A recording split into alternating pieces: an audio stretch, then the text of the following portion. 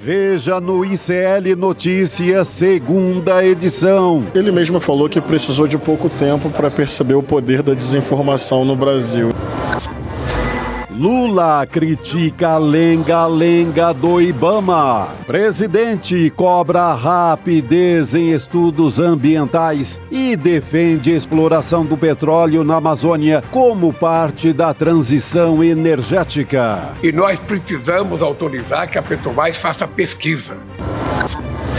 Sinal amarelo nas contas do Tio Sam. Inflação aumenta de forma inesperada nos Estados Unidos e pode afetar a economia global. E no Brasil, Lula põe fé em Galípolo para baixar juros. Ele é muito inteligente, ele é muito capaz e é muito brasileiro. A conspiração dos bolsonaristas contra a ficha limpa. Jurista alerta para os riscos da derrubada da lei. Nós poderemos franquear o parlamento para forças econômicas abertamente integradas no universo do crime organizado. O ICL Notícias, o veículo mais confiável do Brasil, está no ar.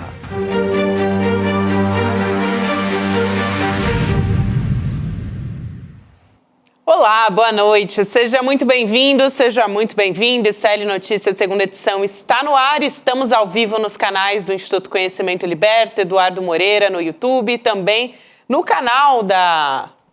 Gente? Pop TV? Não, na Pop TV, mas também no canal da Voz Trabalhadora. Voz Trabalhadora. Obrigada. Nessa quarta-feira, a Voz Trabalhadora. Logo no início do programa, né? Quem diria? É muita Rodrigo notícia, Viana, muita loucura. Da Voz Trabalhadora, que a Voz Trabalhadora, ela chegou com a gente faz Chegou agora há pouquinho, tempo. mas um belo canal, estamos tá juntos lá, muito juntinho, legal. Junto com a gente na nossa mesa redonda, assim como Chico Sá e Rodrigo Viana.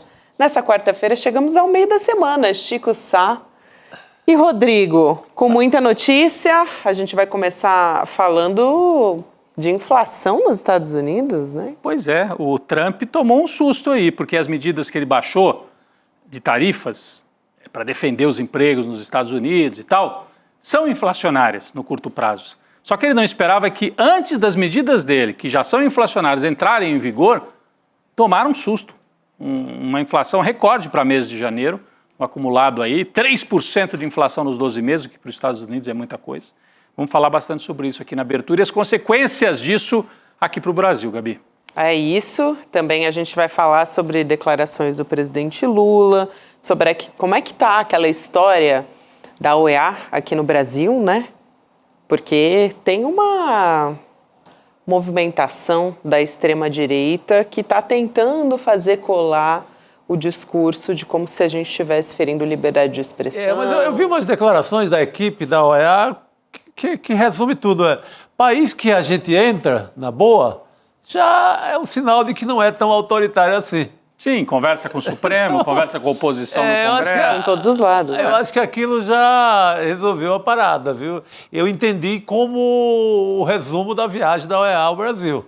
Mas é a extrema-direita tentando fazer barulho, né? Eles vão tentar de tudo. Aliás, estão tentando em todas as frentes possíveis. É anistia, é acabar com ficha limpa.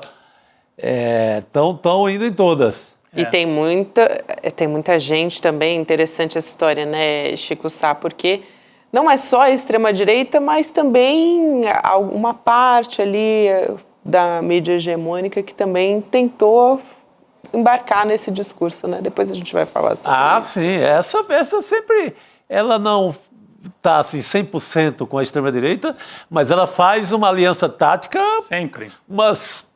A cada, sei lá, 2 meses, no mínimo, pelas minhas contas, uma aliança fechadinha. Sim. É com o Tarcísio aqui, é com o Bolsonaro acolá, sob a desculpa do mercado e de algum índice econômico. Aí vai qualquer um, vai Trump, vai o que aparecer. Os caras não querem saber da humanidade, os caras não querem saber de acabar com desigualdade no Brasil. A deles é outra, é grana. Antes de eu começar aqui, eu devia até trazer esse livro. Nas minhas férias eu li um livro, Introdução ao Fascismo, do Leandro Conder, professor já falecido, brasileiro. E ele conta como no mundo ocidental, a gente fica achando, no Brasil os liberais normalizaram a extrema-direita, permitiram que o Bolsonaro, né, avançasse. Ele mostra que isso aconteceu em todo o mundo ocidental. Passada a Segunda Guerra Mundial, depois que passa o susto com o nazista, fascista, uma parte do que é chamado de direita liberal começa a incorporar pedaços do que sobrou do fascismo. E isso fica o tempo todo à disposição. Se precisar, a gente usa. Se precisar, a gente usa. Exato. E agora voltou. Estão usando em bloco, né? A social-democracia foi desmontada na Europa. E então, isso não é uma coisa que acontece só aqui no Brasil. É algo que a direita, a dita direita liberal, a mídia hegemônica, vira e mexe, normaliza a extrema-direita no Brasil e mundo afora, né, Gabi? Mas vamos falar dos Estados Unidos, começar com inflação. Foi um susto lá hoje nos Estados Unidos, as manchetes. E também pode repercutir aqui, né? Pode repercutir aqui. Então, presta atenção, porque nós vamos trazer aqui a explicação. O que tem a ver a inflação nos Estados Unidos com o que está acontecendo no Brasil e o que pode acontecer ainda no Brasil. Primeiro, um dado que é curioso, né? A inflação nos Estados Unidos foi recorde em janeiro e, com isso, no acumulado de 12 meses, bateu em 3%, o que para eles é muito. Qual a explicação para isso? Já são as tarifas do Trump? Não. Gripe aviária. As galinhas estão morrendo. E os ovos estão ficando caros. E em cadeia, isso acaba tendo reflexos também em outros preços de alimentos. Então, a manchete aqui do Estadão, por exemplo, alta da inflação nos Estados Unidos, além do esperado, deve atrasar corte de juros lá nos Estados Unidos e afetar também o Brasil. Alguns aqui no Brasil chegaram a falar de alerta vermelho. Para vocês verem, não foi uma oscilação, não foi um fato qualquer. Foi um susto. Eles tomaram um susto. E o Trump tomou um susto também. Repito, as medidas, as tarifas do Trump ainda nem tiveram efeito. Então essa aqui é uma inflação que tem a ver com fatores ocasionais. Gripe aviária, morrem centenas, milhares de galinhas, Estados Unidos afora, as granjas pelo país, o preço do ovo sobe e outros preços também subiram. E aí vem o tarifaço, e aí pressiona ainda mais a inflação. Uma outra publicação aqui do Brasil chegou a falar em alerta vermelho. Vamos colocar aqui na tela, eu acho que foi a Veja, que hoje é controlada por bancos, né? Veja Negócios. Estados Unidos emite sinal vermelho na inflação. Gozado que ficavam falando aqui que o Brasil é descontrole, é inflação, é o Haddad, é o PT. O Trump assume e já tem é o primeiro susto do Trump na economia, para mostrar que ele também não vai nadar de braçada. A vida real também se impõe. Alerta vermelho que repercute na Bolsa Brasileira. Isso, então, já é a Veja falando em alerta vermelho. Antes da gente voltar e explicar o que pode acontecer aqui no Brasil com a inflação lá dos Estados Unidos, porque quando sobe a inflação lá nos Estados Unidos, o Federal Reserve, que é o Banco Central dos Estados Unidos, vai subir os juros. Vai subir os juros. E aí, os juros no mercado já estão contratados com alta. Então, já tem essa expectativa. O Eduardo Moreira gravou um vídeo no meio do dia hoje, e nós vamos reproduzir aqui para entender um pouco melhor o que está acontecendo nos Estados Unidos. Depois voltamos para falar mais sobre o Brasil. Eduardo Moreira. Atenção, galera, a notícia mais importante do dia e ruim. Acabou de sair nos Estados Unidos o número de inflação para o mês de janeiro. E o número saiu horroroso. Você está perguntando, mas nos Estados Unidos o que é que eu tenho a ver com isso? Fica comigo até o final do vídeo que eu vou te explicar. Tá aqui, ó, o número esperado para os últimos 12 meses acumulado, ele era abaixo de 3% e ele chegou em 3% de inflação acumulada nos últimos 12 meses. Se você pega o núcleo da inflação americana, está em 3,3%. É quando você exclui os alimentos mais voláteis, quando você exclui os preços de energia, etc. E no mês de janeiro ela subiu 0,5%. O pior de tudo é essa palavra aqui, ó, unexpectedly, que quer dizer inesperadamente. As pessoas não estavam esperando isso. Uma das principais contribuições, várias coisas contribuíram, mas uma das principais contribuições foi a gripe aviária, que está destruindo enormes populações de aves nos Estados Unidos, e o preço dos ovos chegou a subir 25% em janeiro. Ah, mas o que isso tem a ver comigo, Eduardo? Tem a ver com o mundo inteiro, porque todo país no mundo, a taxa de juros do país é uma taxa de juro em relação à taxa americana, que é a taxa referência. O pessoal usa aquela palavra benchmark, né? O dólar é a moeda de referência no mundo inteiro, é a moeda que os países usam como reserva, é a reserva de valor no mundo capitalista. E os Estados Unidos, ele vinha num ciclo de queda de taxa de juros. Tinha interrompido essa queda exatamente por causa do medo da inflação. Mas ainda era previsto que caísse umas 2 vezes ao longo desse ano de 2025 a taxa de juros. Não só ele pode não cair, como ele pode voltar a subir a taxa de juros. Isso tem impacto em todos os países que poderiam voltar a subir a taxa de juros ou parar os seus processos de queda. E no Brasil, que era um dos poucos países do mundo que estava subindo taxa de juros enquanto o resto estava caindo, esse negócio pode ser, assim, absolutamente horroroso.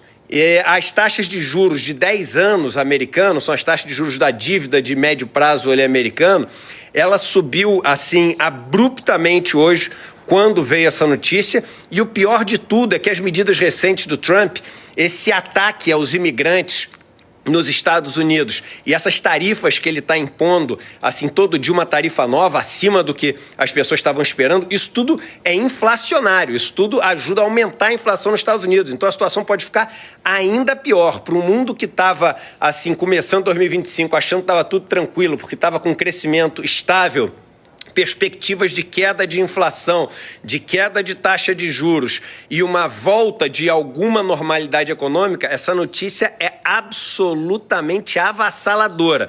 Vamos ver se foi só o índice de hoje ou se mais coisa ruim vai vir nos próximos meses. Novamente, isso aí não é ficar, mas está preocupado com os Estados Unidos. Não. Isso tem impacto no mundo inteiro. E o que o Trump está fazendo agora pode só piorar essa notícia de hoje. Bom, muito claro, muito bom o vídeo do Edu, né? Explica bem. E ele diz, não é se preocupar com os Estados Unidos, é se preocupar com o Brasil. O que vai acontecer, o que pode acontecer aqui no Brasil? O Edu explicou aí. A tendência é os Estados Unidos subirem os juros. Vocês sabem que, de uma maneira geral, no mercado financeiro, se considera que investir em papel da dívida dos Estados Unidos é risco zero. E agora eles vão pagar um juros maior. Então significa que grandes fundos de investimento estrangeiros, que aplicam aqui no Brasil, por exemplo, e em outros países, Turquia, Indonésia, mas aqui no Brasil, porque os juros do Brasil são muito altos, quando olham assim, opa, os juros dos Estados Unidos vão subir, para que eu vou ficar no Brasil? Eu vou lá para os Estados Unidos, onde, entre aspas, o risco é zero, e agora os juros também serão altos. Então, tem uma corrida de dólar. Não é assim o sujeito que aplica ali um pouquinho no banco, não. São grandes fundos de investimento que realocam, apertam um botão e falam, tira milhões do Brasil e passa de volta para os Estados Unidos. Isso pode acontecer ao longo dos próximos dias. Sair dólar do Brasil e ir para os Estados Unidos. Qual é a consequência? Sobe o dólar em relação ao real. Se tem menos moeda americana, norte-americana circulando, né? Fica mais caro. Vai mexer no câmbio. Mexendo no câmbio, pode impactar na inflação brasileira. Então tem consequência para o Brasil. A primeira é essa, sair dólar do Brasil. Vamos ver se vai acontecer, mas geralmente acontece. Segunda consequência, o Banco Central brasileiro, que já estava subindo os juros, vai olhar e falar, bom, se os Estados Unidos também vão subir os juros, a gente não só não vai baixar, como pode até subir mais um pouquinho, né?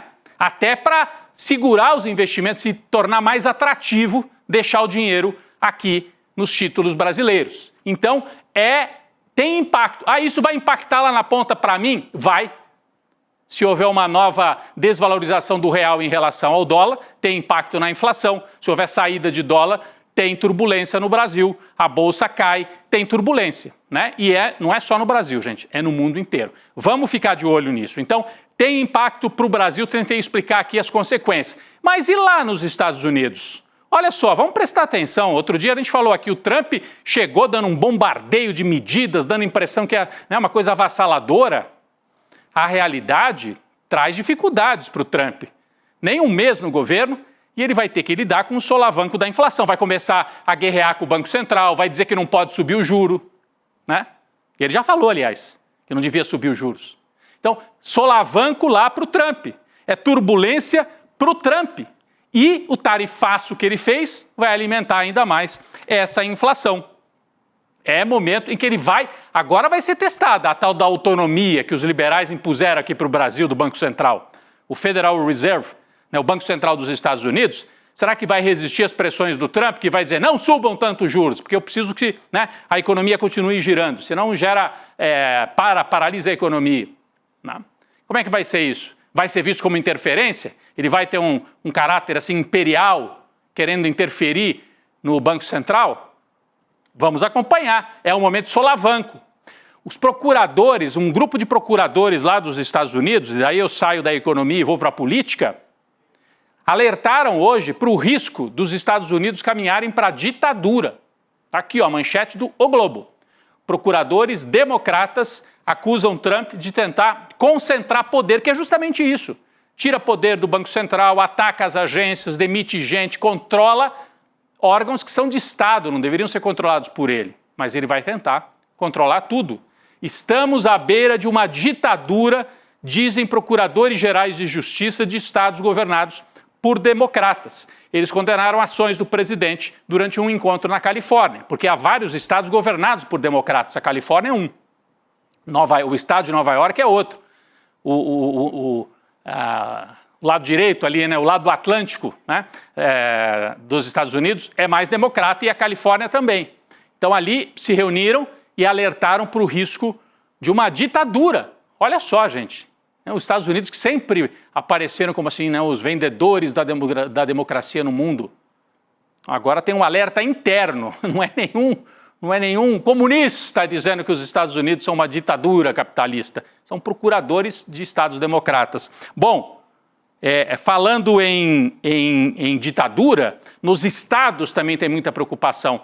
Hoje eu vi o vídeo, a Heloísa Vilela mandou para a gente, um deputado estadual lá do Texas, o Texas é republicano, alertando também para a imposição de uma espécie de uma teocracia. Esse vídeo aqui, ó, ele fez um discurso no que seria a Assembleia Estadual, vai para a gente aqui, a Assembleia lá do Texas, dizendo que o Texas já está governado por republicanos e tem o poder, Chico, concentrado na mão de 2 ou 3 oligarcas muito ricos que estão impondo regras, segundo ele, comprando deputados, representantes do povo, para aprovar leis teocráticas, porque são milionários, multimilionários e religiosos, e querem impor regras religiosas. Olha o perigo. Então, esse deputado aqui estava fazendo esse discurso falando do risco de uma teocracia no estado do Texas e pedindo um levante para que as pessoas resistam, mesmo os conservadores resistam ao avanço do que ele considera pode ser uma teocracia. A gente sabe que nos Estados Unidos os estados localmente às vezes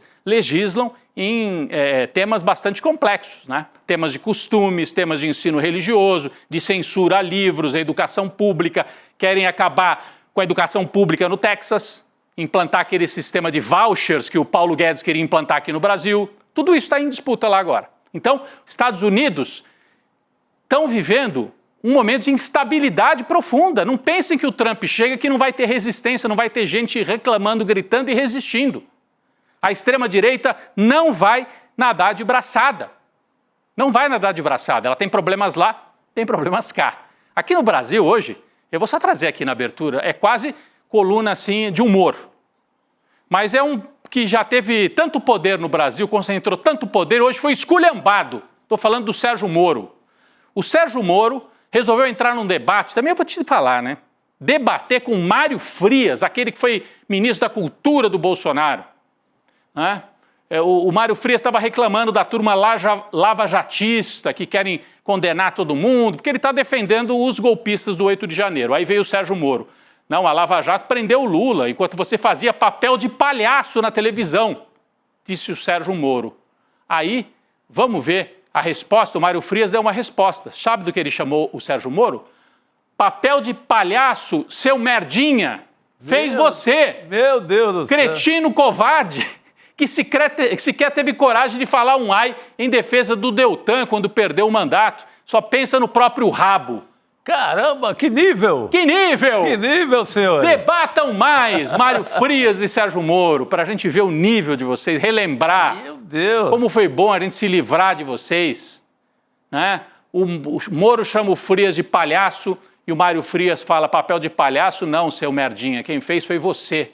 Que legal. Cretino, covarde. Cretino, covarde. Estrategicamente discreto. Meu Deus do céu. E aí, no passado se dizia a esquerda é muito desunida, mas vou te falar, hein? A extrema-direita gosta de um barraco, de uma briga, é Weintraub para lá, é Mário Frias para cá, eles se atacam, é Joyce Hasselman, é isso e aquilo. Então, eles brigam. Briguem mais, garotos. Briguem mais, que a gente vai torcer pela briga. Então, a extrema-direita não está nadando de braçada. Tem resistência nos Estados Unidos, tem bateção de cabeça aqui no Brasil. E só para completar, Gabi e Chico, na Argentina, o Milei, endeusado pela imprensa na Argentina, a imprensa conservadora, e aqui no Brasil por parte da imprensa liberal, faz um belo programa econômico, está matando de fome metade do país. E com isso segurou um pouco a inflação, mas quase nada, hein? Subiu a desaprovação do Milei.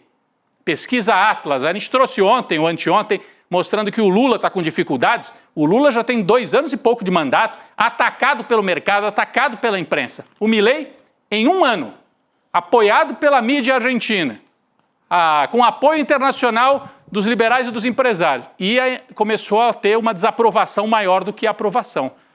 Passou para 49,9%, 50% de desaprovação e 46% de aprovação. Em 1 ano.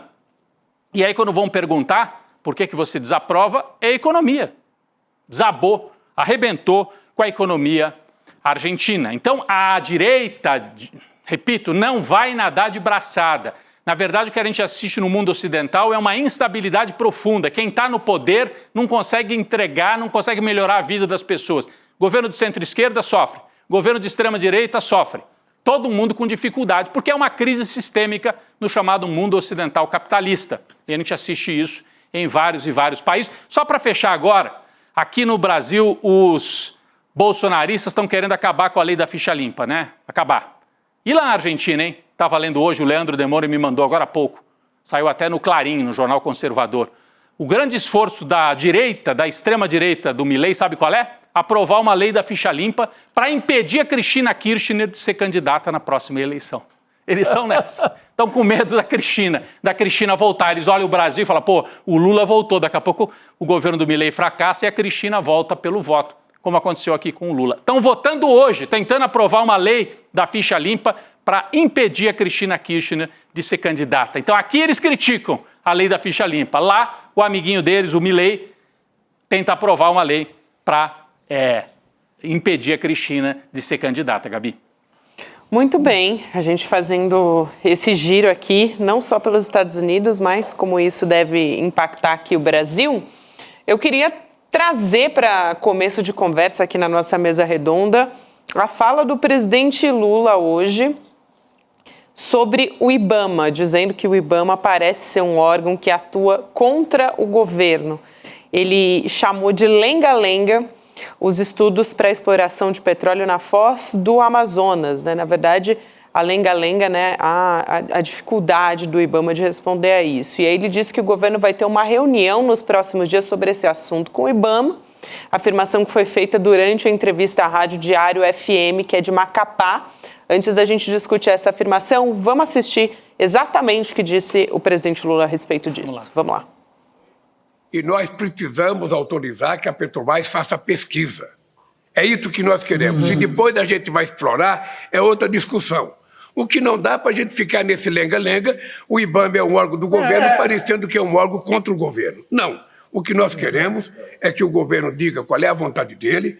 A Petrobras é uma empresa responsável, a Petrobras é a empresa mais responsável, ela tem a maior experiência de exploração de petróleo em águas profundas.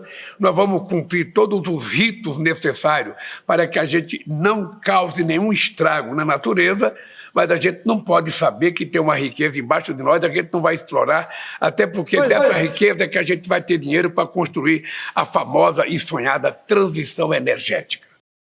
A Elo Vilela vai conversar com a gente sobre isso também, porque ela tem apuração a respeito. O que me preocupa, já passando para a Elo e dando boa noite para ela, é que a gente precisa reduzir os combustíveis fósseis no mundo, né? Essa é a prioridade do momento e, ao mesmo tempo, a gente está discutindo sobre esses estudos parte do IBAMA e a gente sabe qual é o posicionamento, né, do presidente Lula sobre essa exploração. Elo, conta pra gente. Boa noite para você. Boa noite, querida. Boa noite, Chico, o Rodrigo. Pois a gente sabe que o presidente Lula escolheu uma ministra que é claramente alinhada com essa ideia que você acabou de colocar, Gabi, mas ao mesmo tempo a gente também tem um presidente que é alinhado com a ideia de que é preciso explorar o petróleo para poder financiar a chamada transição energética, como ele disse.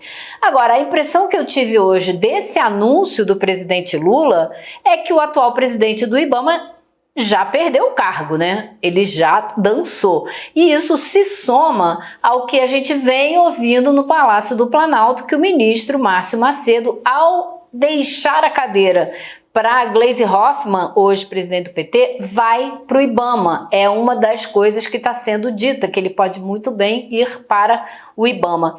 Então a gente tem aí uma situação que eu fui conversar com o pessoal do PSB, por exemplo, que é o partido do atual presidente do IBAMA, do Agostinho, e para entender como é que vai ser, eles vão indicar outra pessoa, vão brigar pela cadeira, e o que eu ouvi lá no PSB foi: esse é um não assunto aqui dentro, por dois motivos. Primeiro, porque o partido não indicou o Agostinho, ele foi escolha da ministra Marina, então ele não é um cargo do partido do PSB. E em segundo lugar, porque a direção do partido concorda com o presidente Lula, acha que tem que explorar o petróleo, que o Brasil e o mundo vão ainda depender muito tempo dessa energia fóssil para financiar a transição energética. Então, eu acho que fechou o quadro. Acho que a Marina Silva, eu conversei com ela tem 2 dias e ela repetiu para mim o que ela vem dizendo, que a decisão será uma decisão técnica. O IBAMA vai tomar uma decisão técnica a respeito desse projeto da Petrobras de explorar petróleo na margem equatorial. E ninguém vai interferir nessa decisão. Olha, me parece que o presidente Lula está decidindo, né? Elô, só para explicar, eu estive lá nessa região já, como repórter, convidado inclusive pelo Greenpeace. Quando fala margem equatorial, o pessoal fica falando, será que é no rio? Não é, é no fundo do mar. Sim. É que ali tem a foz do rio Amazonas, né, que deságua ali,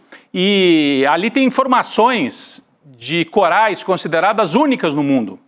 E ambientalistas e a turma do IBAMA acham que é um risco você explorar, fazer poço de petróleo ali no entorno, e tem muito petróleo ali embaixo, porque poderia, se houver um vazamento, matar formações de corais que não existem em nenhum outro lugar do planeta. Isso é um fato, né? Então, a questão é essa.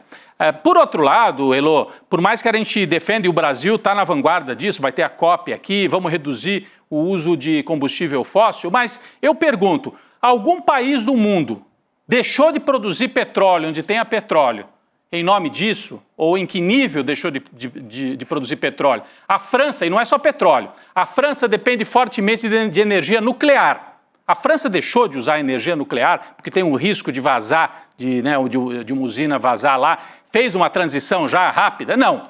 Nenhum país. Os Estados Unidos extraem petróleo daquela forma mais brutal, né? Explodindo o solo, tem até um nome, esqueci o nome disso aí, não é nem do fundo do mar, fazendo explosão. Então, tem impacto ambiental no mundo inteiro acontecendo. O Brasil defende que se reduza.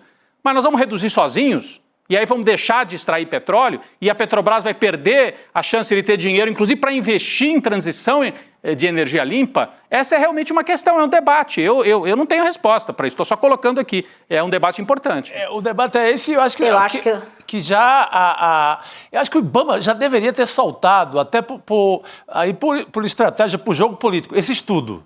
Uhum. Se é contra, já pá. E por que é contra? Qual é o risco, né? Qual é o risco? Não pode, olha, vai ser um estrago. E o IBAMA segura isso, não sei se também porque não tem força política de revelar. Até porque a Associação Nacional dos Servidores lá de carreira, né, dos especialistas do IBAMA, eles estão falando a respeito disso, estão se posicionando, mas o IBAMA, o órgão, ainda não. Eu creio que não tem força política. Olha, né? É um processo, né, gente? É um processo. Então, já teve uma primeira resposta. E foi dito à Petrobras, não, vocês precisam fazer certas modificações. E a Petrobras fez essas modificações. Por exemplo, uma delas que eu me lembro agora de cabeça, eles queriam que houvesse um posto da Petrobras, eu não sei se esse é o nome correto, mas uma base, esse é o nome, uma base da Petrobras mais próxima do que a base que eles tinham, para em caso de problema, eles estarem mais perto da área de exploração ou de pesquisa, para poderem socorrer e dar fazerem as operações de contenção, o que for preciso fazer. Então, eles já fizeram, a Petrobras já fez essa mudança, já colocou, então, uma base mais próxima da área que eles querem procurar para saber se tem petróleo e que quantidade tem. Então, é um processo. Agora, parece que a reclamação é que está demorando demais esse processo. E quanto a outros países, né, estarem fazendo a transição, esse é o grande nó da humanidade hoje, né? Quem vai topar parar e quem não vai, e como é que a gente vai fazer isso? Porque, no fim das contas, estamos todos condenados a sumir do planeta. Então, essa é uma discussão difícil. A energia nuclear é uma saída que muitos cientistas defendem. A China tem feito um investimento enorme para fazer essa transição e usar cada vez menos, né? O petróleo é o país que talvez tenha feito mais e avançado mais, e era um dos maiores poluidores do planeta, né? E está perdendo essa pecha. Acho que o troféu de ouro vai ficar mesmo com os Estados Unidos, agora então, sob Donald Trump, mas é uma questão crucial para a sobrevivência da espécie humana, e parece que o mundo não consegue entrar num acordo de que todos nós teremos que fazer esse esforço o mais rápido possível. Elô, eu quero trazer aqui a fala do presidente do IBAMA, o Rodrigo Agostinho, porque ele minimizou isso. Ele disse o seguinte para o jornal o Globo, a fala, né, do presidente Lula. Ele disse: se eu não gostasse de pressão, eu não estava fazendo o que eu faço. Eu preciso também ser justo. O presidente nunca me pressionou para isso, mas de tempos em tempos tem empreendimentos que são emblemáticos e a sociedade toda cobra uma resposta. Eu vejo isso com muita naturalidade. Então, ele aqui falando ao mesmo tempo que no jornal o Globo também vi uma reportagem de servidores do IBAMA rebatendo as falas. Então, acho que vem também como uma tentativa de dar uma equilibrada nas coisas, porque eles estavam dizendo que é inadmissível qualquer tipo de pressão e tal.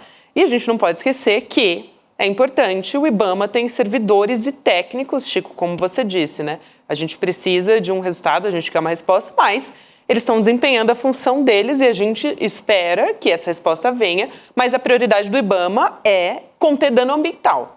Essa é a função do IBAMA. Sim, por isso que eu acho que era importante já ter já ter um relatório, já ter um texto final em relação a isso, um estudo final. Olha, IBAMA é contra.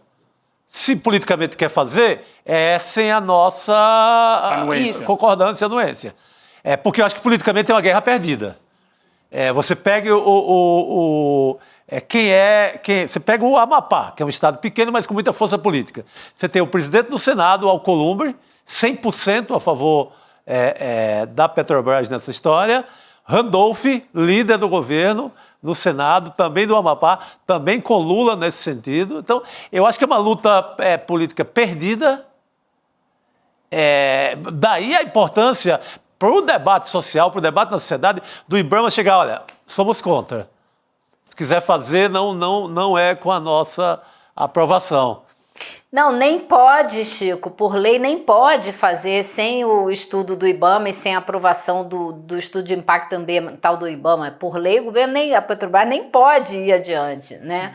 Então a pressão é para que o IBAMA realmente apresente um estudo que seja favorável. Eu não sei, eu acho que o atual presidente do IBAMA reagiu da maneira que ele pode reagir. Pressão não é uma novidade na carreira dele no IBAMA. Sim. Mas eu acho que o sinal hoje foi muito claro de que a presidência do IBAMA certamente vai entrar nas mudanças que o presidente Lula vai fazer agora nesse meio de mandato. Só para deixar bem claro, o Rodrigo Agostinho, a Gabi trouxe aqui, o presidente do IBAMA aqui, deu essa declaração, ele é afiliado ao PSB. A gente já tinha falado, mas só para frisar bem, ele é do PSB, mesmo partido do Alckmin e tal, e tem todo esse debate sobre do se o PSB... João Campos, do Pedro Campos, que é líder do PSB se o PSB agora, então... vai ocupar mais espaço, vai ter que ceder espaço para o PMDB, esse debate está acontecendo agora. O PSB não O PSB não banca, considera essa cadeira como sendo uma cadeira do PSB no governo. Perfeito. Não considera, simplesmente não considera, não indicou,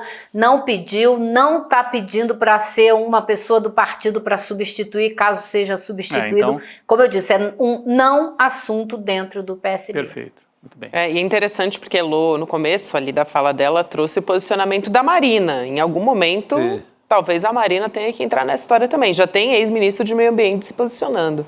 E imagino ali que seja bastante complicado para ela. Eu acho preocupante uma fala como essa. Uma ação contra o governo eu acho muito preocupante, tá? Deixando aqui claro o meu posicionamento sobre isso. Agora, eu queria falar sobre a história da OEA. Elô, representante da OEA que está analisando essa história da liberdade de expressão no Brasil, se reunindo hoje com integrantes da CPMI do 8 de janeiro. O Pedro Vaca, que é o representante da OEA, ele recebeu esse relatório da comissão das mãos da relatora da CPMI, que é a senadora Elisiane Gama, e a Elô estava lá acompanhando esse encontro. A Elisiane, disse que a investigação foi feita de acordo com a Constituição brasileira, respeitando a liberdade de expressão.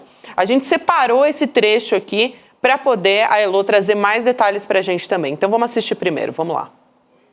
O Congresso Nacional, através de nós parlamentares, conseguimos apresentar para ele a investigação que nós já fizemos e o nosso posicionamento de forma muito atenta ao cumprimento da Constituição brasileira, que é uma Constituição clara e de forma muito expressa apresenta a liberdade de expressão no Brasil, que hoje está assegurada de forma legítima, não é?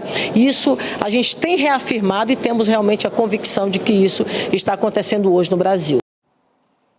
Aí a fala da senadora Elisiane Gama. Elô, eu queria entender melhor como é que foi esse encontro, né? Essa conversa, como é que está o esclarecimento por parte do Pedro Vaca também, né? Ele veio a convite do Brasil, né? Do governo brasileiro. Ele deixou isso muito claro, ele veio a convite do governo brasileiro porque existiam dois movimentos junto à OEA, o movimento da extrema-direita já de algum tempo e o movimento dos parlamentares que justamente fizeram parte da CPMI, né, que apurou a tentativa de golpe do 8 de janeiro, que também foram à OEA, e ele ia fazer uma audiência pública juntando as duas coisas, e o pessoal da CPMI falou, não, peraí, não tem equivalência entre o que esse pessoal da extrema-direita está tentando dizer e está tentando passar a imagem equivocada de que o Brasil tem uma ditadura da toga, que não tem liberdade de imprensa, etc. Não vamos igualar as coisas. E aí ficou essa situação, e a OEA, nas conversas com a diplomacia brasileira, deixou claro que tinha interesse, então, em vir aqui e foi convidada pelo governo brasileiro. Então, hoje, nessa cena que vocês estão vendo, os deputados e senadores que defenderam com unhas e dentes a investigação da CPMI do 8 de janeiro, entregaram o resultado todo, os 3 volumes do relatório, que indicia várias pessoas, inclusive o ex-presidente Jair Bolsonaro, e tentaram explicar para o comissário, né, o enviado da OEA, o contexto geral dessa situação toda, né? Porque você imagina um cara que cai de paraquedas no Brasil com pouca informação a respeito do contexto político brasileiro, pode ficar completamente perdido. Então eles contaram toda a história desde a pandemia, como que o gabinete do ódio atuou, como que o Bolsonaro difundiu mentiras a respeito de vacina, remédios e tal. Com isso matou 500 mil pessoas que calcula-se que não precisavam ter morrido. Aí todo o planejamento da tentativa de golpe, o que aconteceu com a tentativa de colocar uma bomba no aeroporto de Brasília, enfim, fizeram todo esse relato detalhado e a divulgação de mentiras, das fake news, para dar esse contexto. Porque ontem o enviado da OEA esteve com o pessoal da extrema-direita e também com os ministros do STF, com o Alexandre de Moraes e com o presidente da corte, com o Barroso. Então ele está realmente ouvindo todo mundo, está ouvindo a sociedade civil, ele vai a São Paulo, vai ao Rio, vai conversar ainda com muita gente. Nessa cena você está vendo aí, Magno Malta, um golpista de carteirinha, participando da reunião, e a gente teve, gente, o Alexandre Ramagem participando dessa reunião aí, na qual ele entregou o relatório dele, da extrema-direita, a respeito do 8 de janeiro, para o enviado da OEA, um relatório que é tão absurdo que eu posso destacar um ponto. É o relatório que isenta toda a Secretaria de Segurança Pública, Anderson Torres, todo mundo, e tenta jogar a culpa toda em uma única pessoa, no coronel Paulo José Bezerra, que era um substituto do Departamento de Operações da PM, que não tinha nada a ver com a história, aparentemente, ele ainda vai ser julgado, mas pelo relatório que a gente vê da Polícia Federal, dos levantamentos que foram feitos,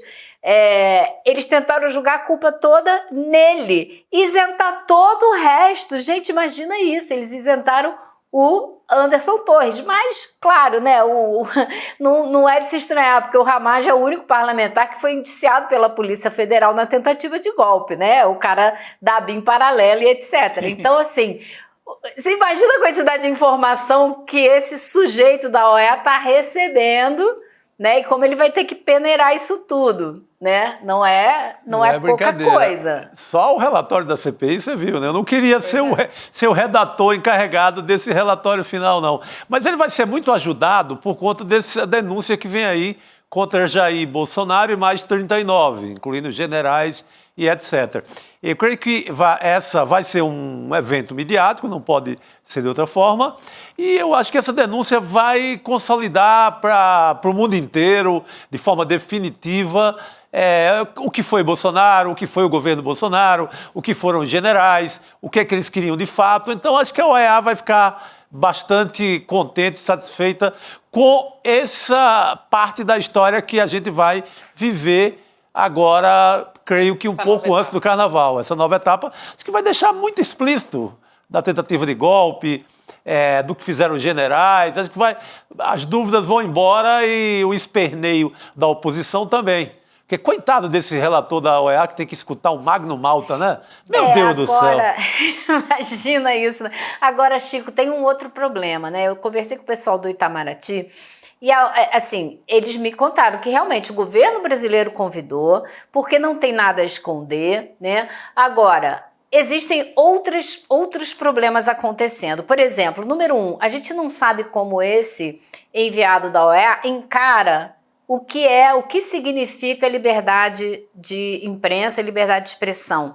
Porque isso nos Estados Unidos é um direito absoluto, vale tudo. Essa não é a lei brasileira, essa não é a regra brasileira. Então, o que a gente espera é que ele analise tudo isso dentro da Constituição brasileira, que ele não venha falar do que não está na nossa lei e dizer como é que tem que ser. Né? Porque aí a gente pode ter realmente um problema à vista. Mas o governo brasileiro acreditou que era melhor trazê-lo e dar a ele as informações e mostrar como o país não tem nada a esconder, do que dizer não vamos convidar, porque ele só pode vir a convite. Do que dizer não vamos convidar. E aí sim ter uma pecha de país ditatorial. Agora ele está lá no Ministério, no Itamaraty, reunido com o ministro das Relações Exteriores, o Mauro Vieira. Não sei se a reunião já acabou, mas deveria ter começado por volta das 5 horas da tarde. Então ele tem ainda uma longa agenda no Brasil, que, como eu disse, inclui viagens para o Rio e para São Paulo também.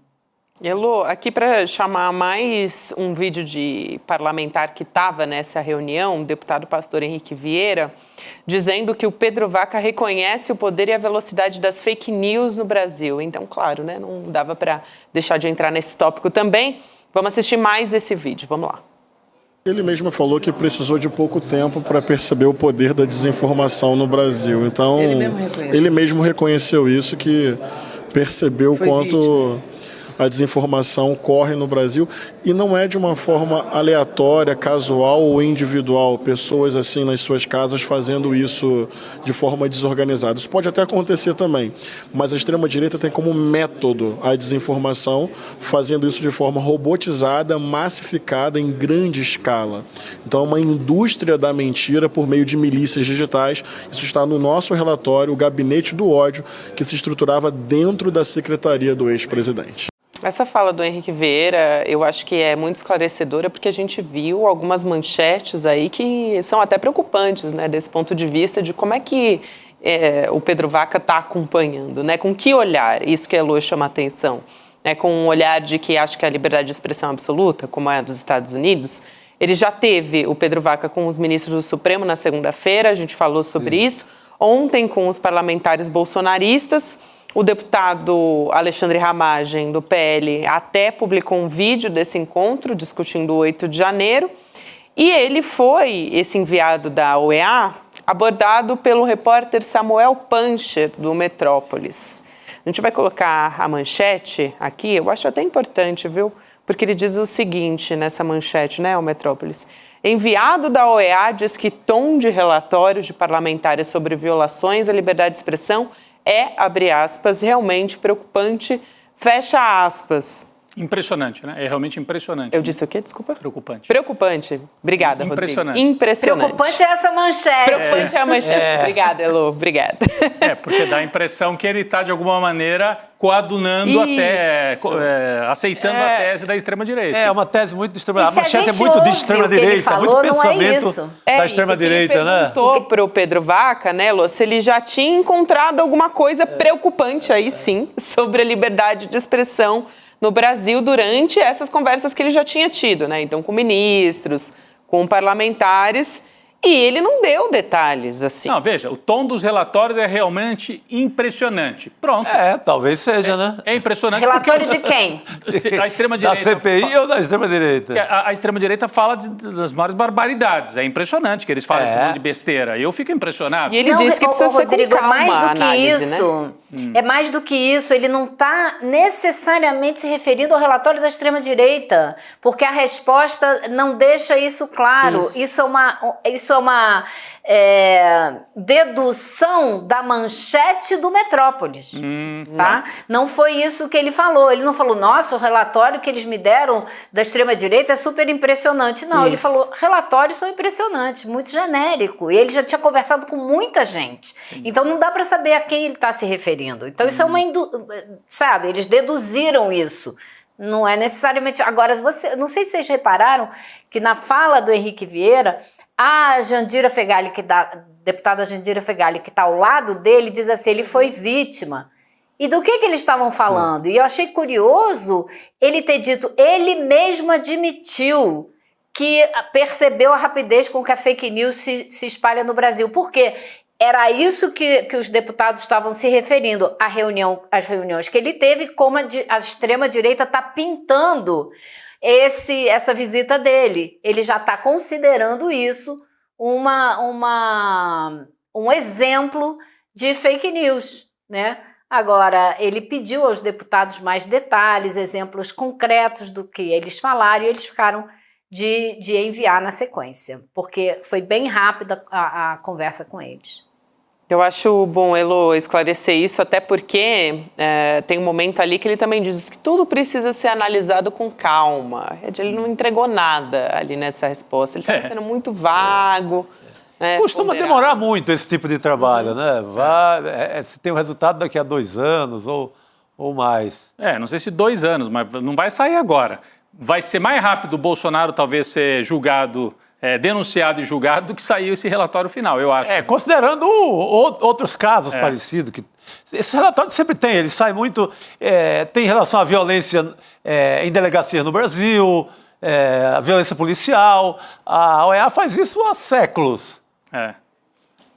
Eu só queria acrescentar uma coisa que a gente não sabe ainda como vai ser nessa equação, é a pressão política que esse relator e a própria OEA estão sofrendo do governo Donald Trump. Isso é um outro fator que também precisa ser analisado, porque a maior parte do orçamento da OEA e dessa comissão da qual esse relator faz parte vem dos Estados Unidos.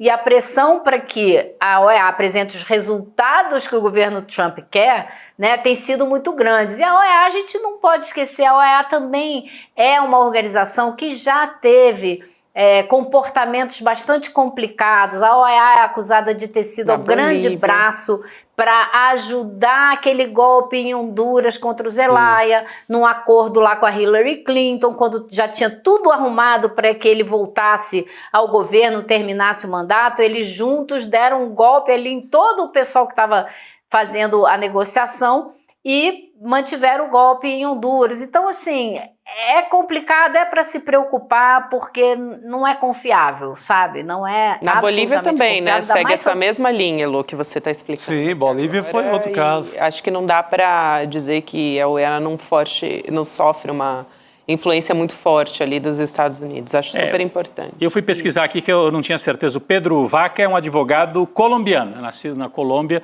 e assumiu essa função na OEA, mas a origem dele, ele é colombiano, professor na área de Direito, mestre em Direito pela Universidade Nacional da Colômbia, professor de Políticas e Direito da Comunicação no curso de Jornalismo e Opinião Pública na Universidade del Rosário, na Colômbia. Então, é formado na tradição do direito colombiano e parece de linha liberal, né? É um colombiano de linha liberal.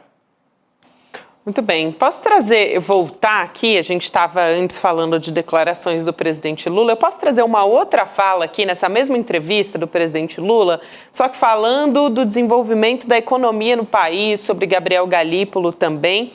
Ele falou sobre o novo presidente do Banco Central e disse que ele precisa de tempo para reverter as políticas que foram aplicadas pelo antecessor dele, né, o Roberto Campos Neto. Então a gente vai assistir esse trecho e volta a falar a respeito disso. Vamos lá.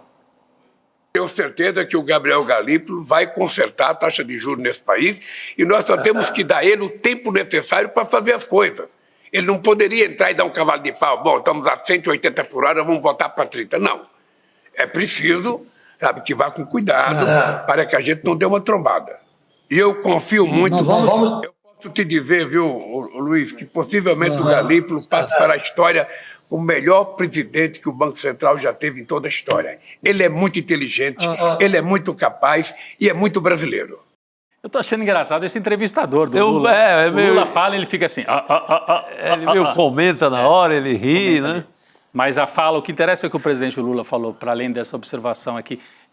Então ele está botando uma fé no Galípolo, hein? Será que o Galípolo... Bom, o Lula disse que não pode dar um cavalo de pau, mas está esperando que o Galípolo consiga frear ou manobrar, né, as expectativas e passar a reduzir os juros. Depois do que aconteceu hoje nos Estados Unidos... Fica difícil. Fica um pouquinho mais difícil, hein, Heloísa? Essas galinhas, né, complicaram a vida do mundo. A revoada das galinhas. Mas também isso é muito resultado de falta de vigilância sanitária, negacionismo. No mundo inteiro, a gripe aviária passa muito por negacionismo e por vigilância sanitária. Não, isso é besteira. Sabe, passa muito por um pensamento bolsonarista que tomou conta... Pensamento da extrema-direita, a gente chama Bolsonaro por a versão tropical, né? Mas passa muito por isso. Muito negacionismo que provocou essa situação agora da gripe aviária. E que subiu o preço do ovo, principalmente, né, Elô? Agora vai ser uma complicação. Vocês imaginem, se a taxa de juros realmente começa a subir nos Estados Unidos, exista essa pressão aqui no Brasil para que a taxa de juros aqui continue alta ou que suba, e o dólar subindo, por mais que a gente explique o motivo, como o governo vai explicar o Galípolo ter que fazer isso? Vai ser uma complicação. Agora vai ter algo divertido em relação à imprensa que se apresenta como liberal aqui no Brasil. Eles dizem, o Lula intervém demais, o Lula fica pedindo para baixar a taxa de juros, intervencionismo e tal. Agora nós vamos ver o Trump. O Trump provavelmente vai para cima, vai pedir que o Federal Reserve não suba. Mas o Trump pode, é outra coisa, é do império, né, da corte, né? Isso. Ou não, ou vão ter que criticar o Trump. E aí o Trump pressionando, o Lula vai poder pressionar e falar, Galípolo, derruba esses juros aí, pô, já subiu demais. Como é que vai ser noticiado esse pacote? Eu não sei se o Trump vai querer... Eu não sei se o Trump vai querer brigar por uma queda da taxa de juros. Eu não sei quantas pessoas ao redor dele faturam altíssimo com o aumento da taxa de juros, quanto que isso valoriza também o dólar no mercado internacional, né? Quanto que todo mundo vai correr para aplicar em dólar, fortalecendo a moeda americana. Não tenho certeza se o Trump vai querer que o juro fique baixo, não. Mas não pode atrapalhar a retomada da economia e aí ele toma um trupicão logo no começo? Os empregos que ele prometeu talvez fiquem comprometidos. Se ele tivesse preocupado com a retomada da economia com empregos, ele não estava fazendo essa guerra comercial impondo tarifa para todo mundo, porque qualquer pessoa com 2 neurônios, eu acho que ele tem pelo menos 2, sabe que essa imposição de tarifas vai fazer os preços das coisas subirem nos Estados Unidos. Essa inflação de janeiro surpresa agora é só o começo, porque com a consequência da guerra comercial que ele quer estabelecer, vai piorar muito. E ele sabe disso, né? Agora, eu não sei o que passa na cabeça dele. Ele deu uma declaração na segunda-feira, né, antes desse repique aqui da inflação que saiu hoje, dizendo que a taxa de juros deveria ser reduzida e que essa redução andaria de mãos dadas com as novas tarifas que vão ser adotadas. Então, seria um efeito complementar. De um lado sobe as tarifas, de outro reduz a taxa de juros. Ele está dizendo isso. Quero saber que economista ele está ouvindo para dizer isso, né? Porque mas de qualquer maneira... A conta não fecha, né? É isso. Ele tem pedido, hoje mesmo, hein? Trump voltou a pedir juros mais baixos nos Estados Unidos, manchete do Valor Econômico. Trump diz que taxas de juros mais baixas andariam de mãos dadas com as tarifas e tal. Ele tá fazendo uma pressão, tá vocalizando isso pelo menos, Elô. Não sei se é jogo de cena, mas vai ser divertido. Agora o Trump... Também que tem a questão do lobby ali, né, das metalúrgicas também, que tem sido feito muito forte ali junto com o governo Trump, e ele tá respondendo a isso, né? Eles querem medidas mais protecionistas e o Trump também tá respondendo. Sim. Como uma forma, né, uma sinalização de que quer manter o setor forte. Se isso vai funcionar ou não, também acredito que não. E a imprensa dos Estados Unidos também acredita que não. Então, a questão de tempo, leva a crer que não. Né? Tudo leva a crer que não. Elô, você ia perguntar? Não. Desculpa. Não. Então, vamos nessa. Elô, obrigada por hoje. A gente se vê em breve, querida. Valeu, Heloísa. Boa noite, querida. Tchau, pessoal. Obrigado. A gente segue aqui falando sobre o Brasil, só que da pressão bolsonarista contra a lei da ficha limpa. A extrema-direita quer reduzir o tempo de inelegibilidade prevista na atual legislação, porque beneficiaria quem? Bolsonaro, né? O ex-presidente Bolsonaro. Hoje, para quem assistiu o N1, para quem não assistiu o ICL Notícias primeira edição, a gente conversou com o jurista Marlon Reis, que foi um dos idealizadores, né, da lei da ficha limpa. Ele falou a respeito sobre o que pode acontecer no Congresso se a lei da ficha limpa cair. E ele estava respondendo a pergunta do Leandro Demore. Vamos assistir esse trecho e a gente conversa a respeito disso? Vamos lá. Nós estamos falando de uma lei que trata de temas como praticantes de crime contra a liberdade sexual, estupro, por exemplo. Então podemos ter um estuprador condenado se derrubar a ficha limpa no Congresso Nacional em 2026. Eleito, sim. Esses crimes que envolvem, por exemplo, a acumulação massiva de dinheiro, como, por exemplo, no caso do narcotráfico e das milícias, essas pessoas ultrapoderosas, elas acabam não entrando no parlamento por conta dessa salvaguarda legal. Nós poderemos franquear o parlamento para forças econômicas abertamente integradas no universo do crime organizado.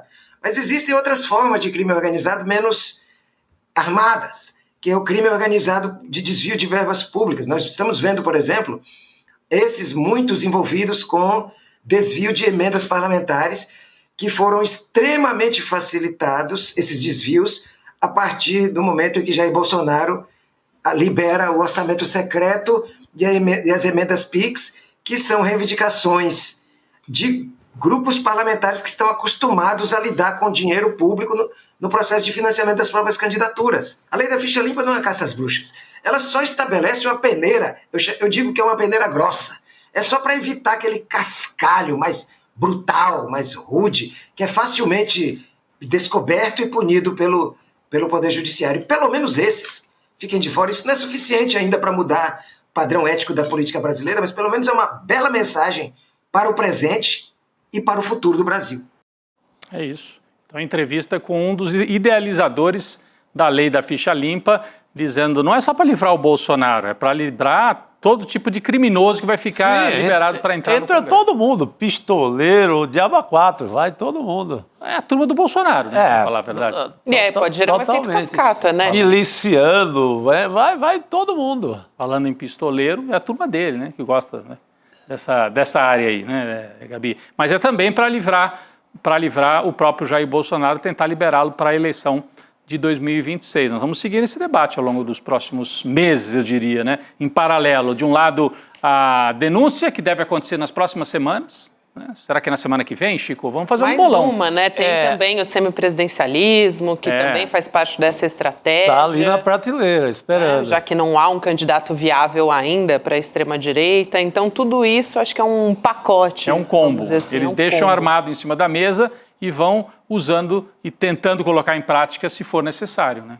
Sim, agora o tempo também é muito contra o Bolsonaro a essa altura, porque eles querem baixar para 2 anos o castigo da lei da ficha limpa. Dependendo da data do julgamento do STF, essa condenação do STF... Essa nova já entra, inclusive, para os 2 anos, aí não vai poder em 26. Também não bate com 26. Então, é muito difícil, na prática, resolver essa história. A equação Bolsonaro está se tornando complicada aí, né? Bem difícil, bem complicada. É isso. Posso trazer um outro tema aqui? Você ia falar, né, Chico? Não, esse é complementar, que o Gilmar Mendes falou, falou ontem, é mais um, que não há como primeiro, não ser condenado e, segundo, não há como emplacar essa ficha limpa.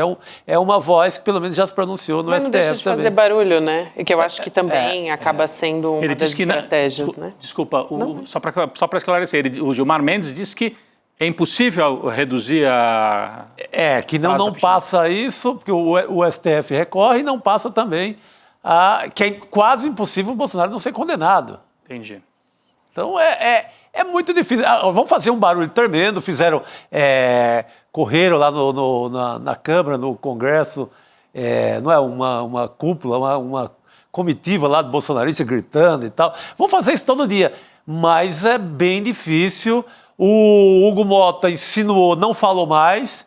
Eu acho que ele sentiu esse baque agora. Estão dizendo que ele se arrependeu. O Hugo Mota tem espalhado que depois de conversar com os ministros... Porque ele tomou um puxãozinho de orelha de ministro do Supremo Tribunal Federal. Tomou. E aí ele disse que ele se arrependeu, que ele tensionou no momento que não era necessário tensionar, que ele gostaria de agora baixar a fervura. Acho que aquela declaração dele foi para pagar os votos da extrema-direita na candidatura dele para presidente da Câmara.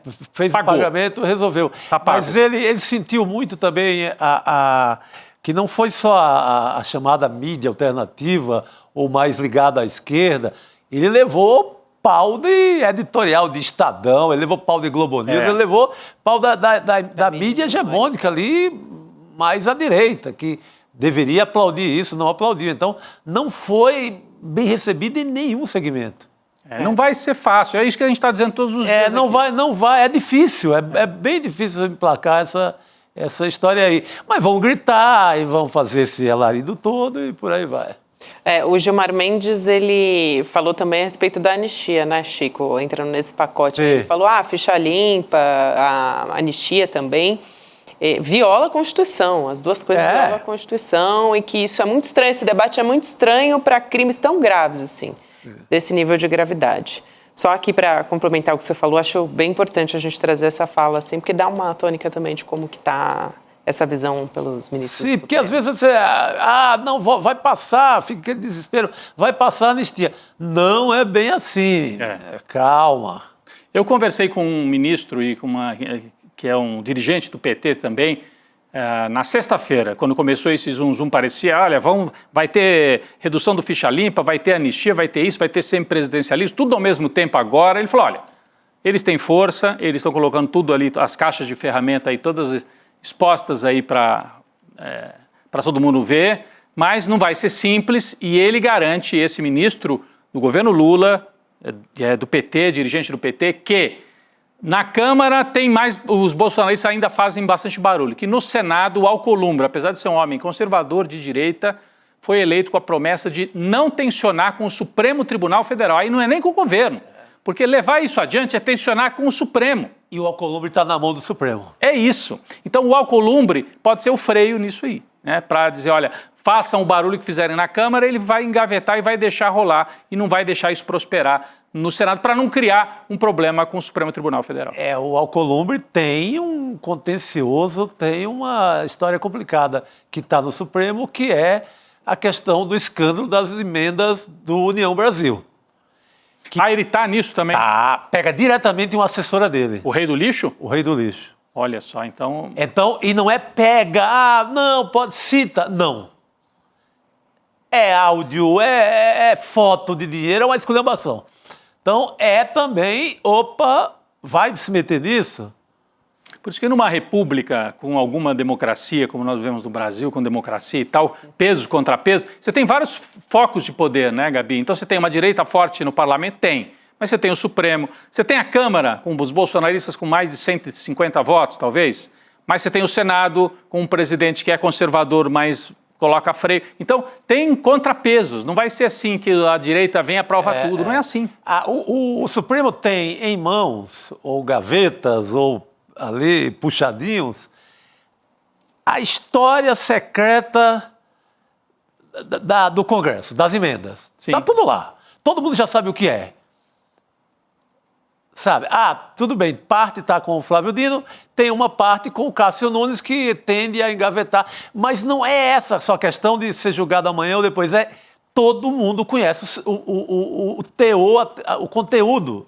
E o caso desses 3 deputados do PL, que a gente falou bastante deles na semana passada aqui, para mim foi quase que um aviso, assim, né? Olha, esses aqui são baixo clero. Eles são mais frágeis, então vamos revelar. Revela esses aqui. Revelando esses, todos os outros ficaram, vamos dizer... Não vão revelar Alcolumbre agora, não vão revelar já, assim, durante muito tempo, o Arthur Lira, o Hugo Mota, os caras que estão no auge com poder ainda. Mas dá para rastrear tudo. Mas já sabe o que tem.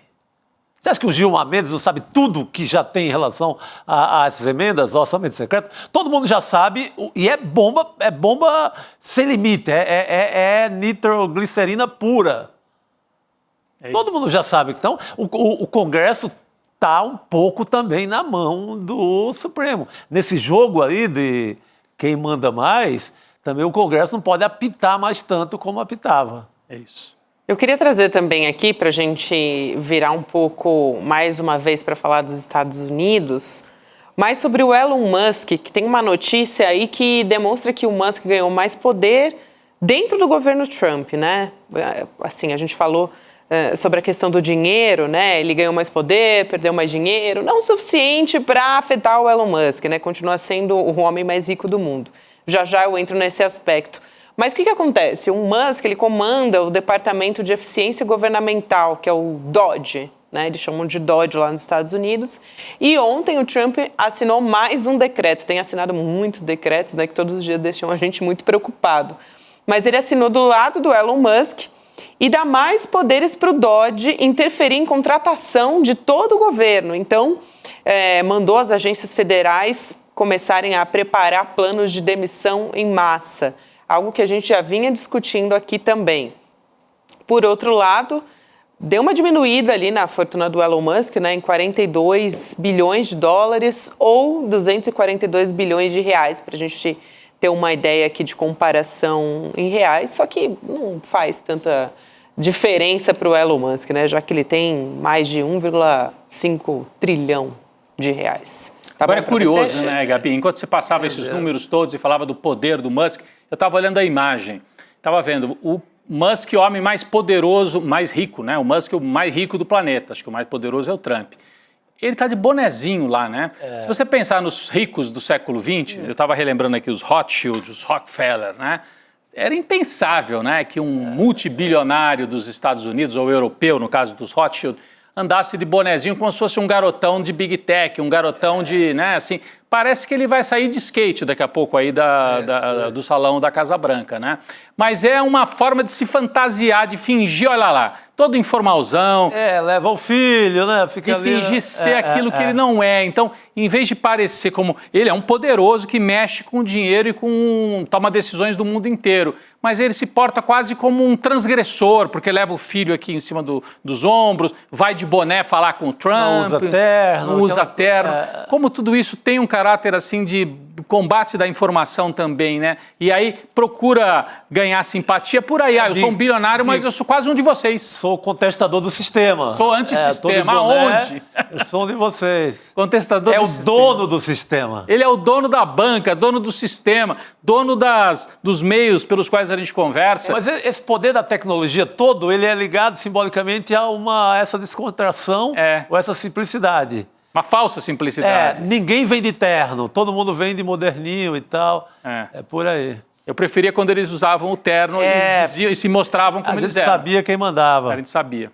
Chega a ser constrangedor, né? Essa imagem do Elon Musk ali ao lado do Trump assinando o decreto. E ele de pé e o Trump sentado, parece que ele tem mais poder que o Trump. É constrangedor. E é alguém que tem mais poder que está, assim, vestido dessa maneira, né? Que se chamou a atenção aí, Rodrigo. Olha lá. Então, mas o Trump está cansadão, viu? Tá meio cansadão. Tá preocupado com as galinhas e os ovos. A inflação das galinhas, né? Revoada das galinhas não foi boa pro Trump nesse nada. É isso aí. Aí só reforçando que essa história do dinheiro do Elon Musk, né? Muita gente tentando entender essa história, é porque o valor das ações da Tesla caíram, né? Esses valores, isso em decorrência da venda dos carros elétricos da Tesla que despencaram. Semana passada até o Eduardo Moreira veio conversar sobre isso com a gente. Isso na Europa e aí, consequentemente, o valor das ações também. Vamos voltar, seguir falando aqui do Donald Trump pelo lado brasileiro. Então, o governo está estudando dar uma resposta para aquelas sobretaxa, né, para as taxações do Trump contra o aço, tarifaço em cima do aço. Tem uma matéria da Kátia Seabra na Folha de São Paulo dizendo que o chefe da SECOM, o Sidônio Palmeira, portanto, né, que assumiu recentemente, está recomendando uma unidade dos ministros do governo nessas respostas ao Trump.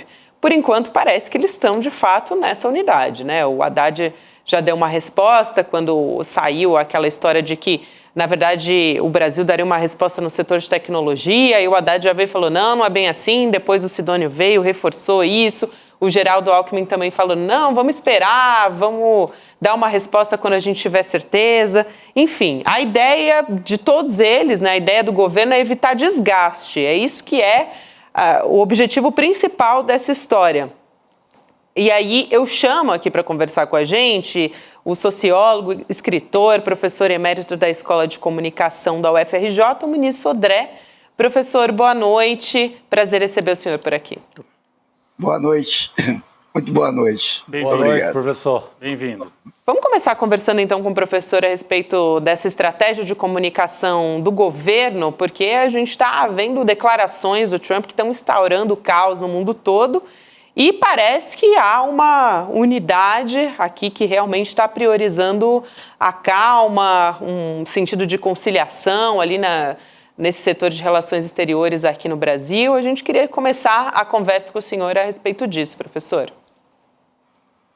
Olha, eu acho que há uma grande ambiguidade no governo Trump, que sem dúvida nenhuma, ele é a ponta de lança, ele é o ponto final do que eu chamaria um golpe de presidentes antes dele para separar Estado de povo. Quer dizer, tudo isso que o Trump está fazendo agora, com relação a migrantes, foi feito antes. Isso vem de Bill Clinton. Obama é conhecido, aliás, nos Estados Unidos, pelos imigrantes, como deportador-chefe. Obama fez uma deportação cruel nos Estados Unidos. E o Biden, a mesma coisa, se manteve. O Trump está exaltando isso, quer dizer, ele está falando nisso. Ele é o momento de chegada de um movimento nos Estados Unidos de separação, de descompromisso do Estado com as massas, com o povo, para superfaturação das elites. Quer dizer, nunca se ganhou, esses 5 trilionários ou 5 bilionários, nunca se ganhou tanto dinheiro quanto agora. E há uma grande massa que eu diria que é descartável. O Balibar, um teórico francês, chamou uma vez isso de a massa errante. Quer dizer, a massa que não tem uma fixação territorial, nem uma fixação identitária no solo americano.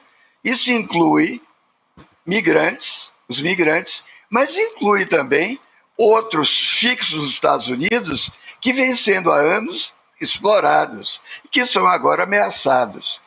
Essa gente explorada e não ameaçada paga por ano de imposto nos Estados Unidos 100 bilhões de dólares, apesar de não terem seguro de saúde, de não terem benefícios sociais, pagam imposto. Então, essa atitude ambígua com relação ao migrante depende de política de governo, e agora ela se manifesta dessa forma que o Trump está expressando, porque, na verdade, a questão da imigração, é a porta de entrada de um novo fascismo.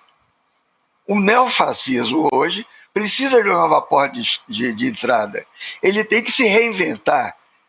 Então não é brincadeira e não é simplesmente jogo de palavras falar em fascismo e neofascismo. Sim. Os Estados Unidos estão caminhando com a posição de Estado fascista. E nessa brincadeira e nesse jogo, junto com as redes, há uma obscenidade que é evidente.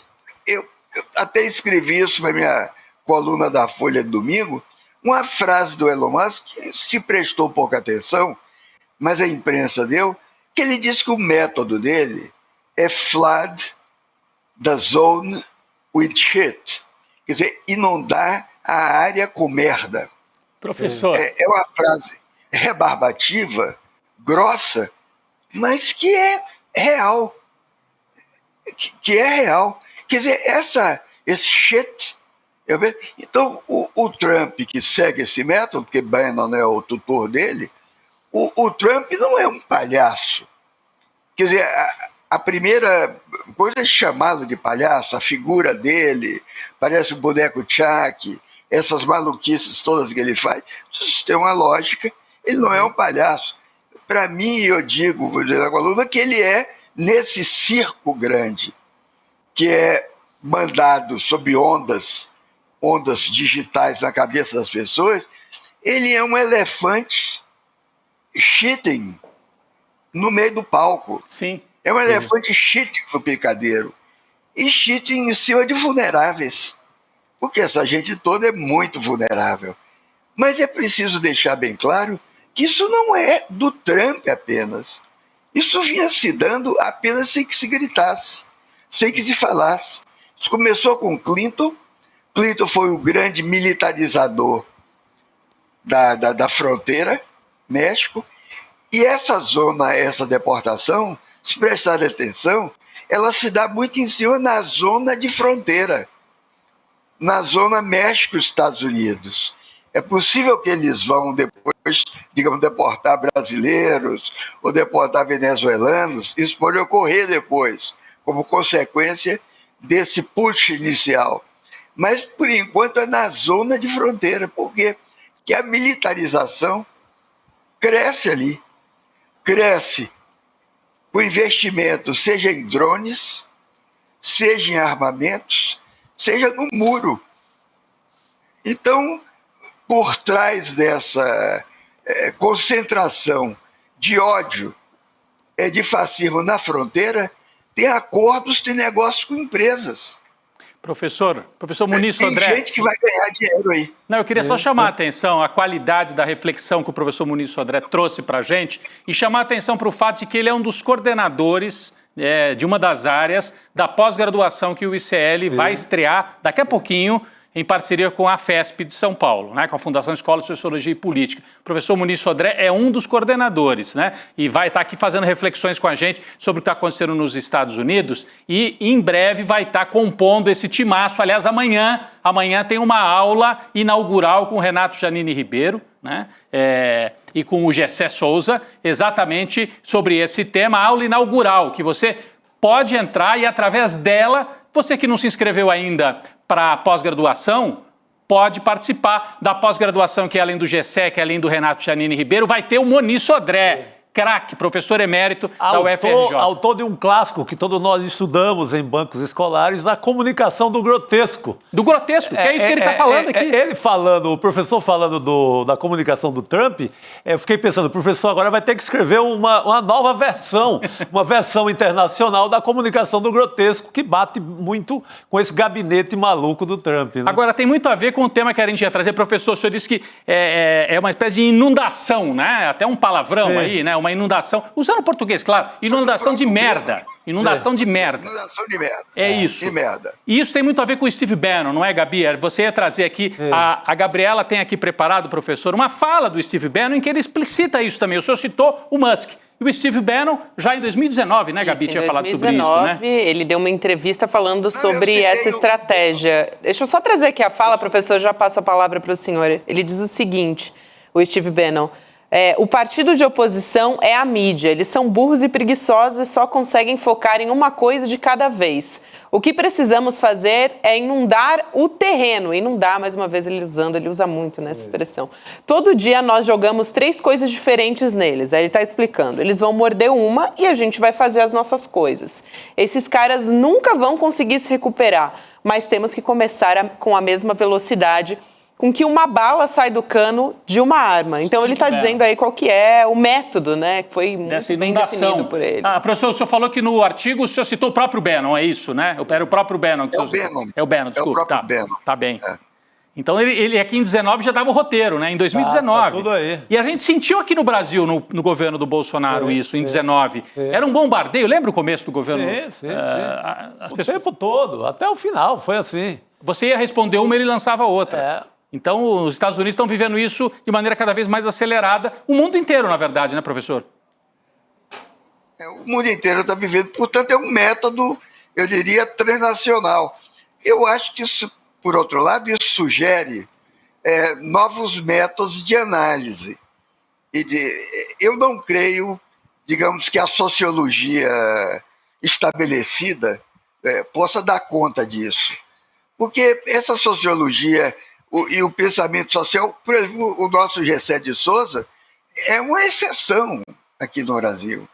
É uma exceção. Porque a sociologia estabelecida aqui no Brasil tem um pensamento semelhante da economia, de que o homem é a soma de suas utilidades. É o que eu chamo de sociologia utilitarista. Né?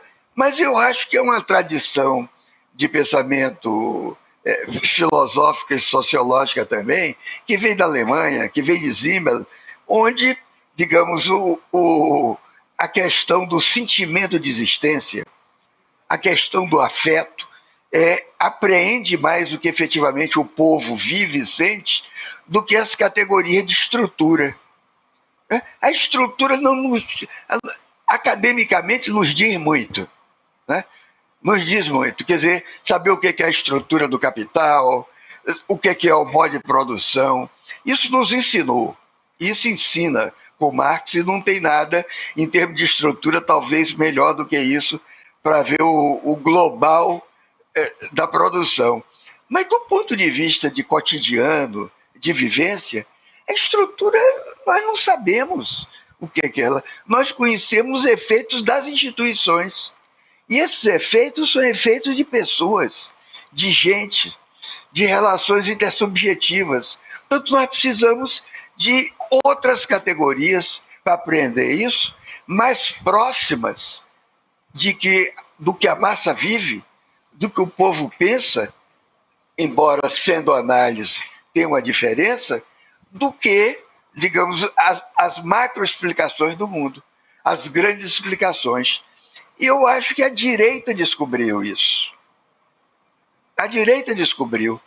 Porque a esquerda clássica, a esquerda jurássica, ficou por demais colada, por demais ligada a essas estruturas que estão lá em cima, mas nós não sabemos dela e não vemos. Mas nós vemos institucionalmente o que se passa. E dentro das instituições, são muito importantes as pessoas. Muito importante a atuação das pessoas. Eu não tenho nenhuma admiração, não sei qual é a posição política, né, do senhor Alexandre Moraes, nunca sempre foi uma espécie de xerife aí em São Paulo, sim, mas é extraordinário o que ele fez ali no Supremo. Sim. Você não pode efetivamente negar isso, nem pode negar que o governo do Lula, com todos os desacertos e os problemas que tem, que é um governo que ainda não conseguiu uma cara, é um governo que trouxe ao país, só pela presença dele, uma alma, não trouxe uma cara nem um corpo para mim, mas trouxe uma alma democrática, de democracia, que muda, que transforma as relações sociais. Importante. Só isso é uma parte efetivamente do governo. Então nós temos que começar a pensar também em pessoas, na qualidade de pessoas. Por exemplo, vocês estavam falando há pouco do Hugo Mota. Ora, as declarações iniciais dele são de uma ambiguidade, sim, terrível. Ele lançou, foi ambíguo e agora está sobre anistia, saindo de baixo. Tá recuando. Ele está saindo de baixo. Uhum. Tá saindo. Mas eu acho que não é só por causa do Supremo, porque eu acho que está se organizando, já na sociedade brasileira, um movimento reativo à anistia, a essa falada tentativa de anistia, e esse movimento reativo, eu acho que esse povo, bastante alienado pelas redes, bastante arrebatado por seitas fundamentalistas, uma grande parte dele está acordando, e está acordando por incitações de imprensa, de redes ou de sites como esse aqui, e também de filmes. Por exemplo, esse filme Ainda Estou Aqui é extraordinário. O que esse filme, que eu pessoalmente ainda não vi, eu vou ver ainda. Por favor, mas é extraordinário o que esse filme está fazendo. 4 milhões de pessoas, né, Gabi, já foram às salas e fizeram a discussão política a partir da cultura que resgata ali um período da história brasileira, que é também, professor, desculpa, eu vou voltar à questão da pós-graduação aqui do ICL, porque eu olho para o senhor, estou ouvindo aqui toda a sua explicação e fico olhando aqui embaixo ó, na tela, icln2.com.br, a vingança dos humilhados, a sua chance de se inscrever na pós-graduação, que vai ter o Muniz Sodré. Aqui é só um aperitivo, né? Chico e Gabi. Mas, Gabi, diga lá, você tem mais informações sobre isso, não é? Sobre a própria pós-graduação, que amanhã nós vamos ter essa aula, vamos dizer, magna, né? Aula inaugural da pós, né? Com o Gessé Souza e com o Renato Janine Ribeiro. Inclusive, eu queria aproveitar para dizer que o Gessé Souza, ele conversou comigo hoje, vai para o ar amanhã, no Em Detalhes. Então, ele também traz um pouco sobre o que as pessoas vão conhecer à noite, às 8 horas da noite. A gente vai ter o início, a nossa aula inaugural, e ele fala mais sobre essa. Não é só sobre a aula inaugural, não, tá? É uma discussão muito mais profunda sobre do que isso.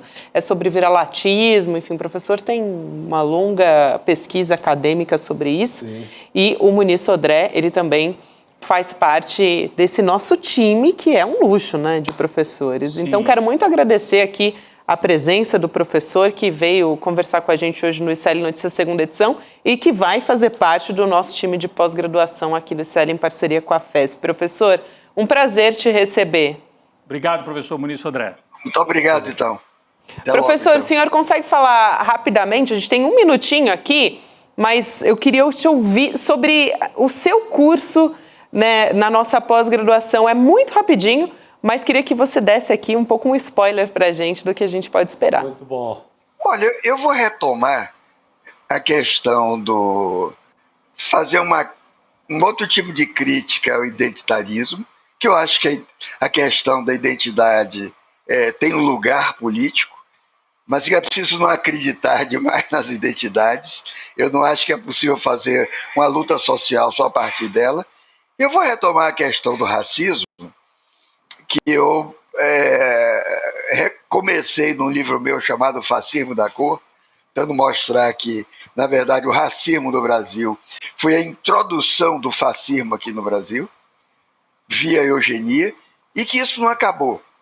Isso não acaba.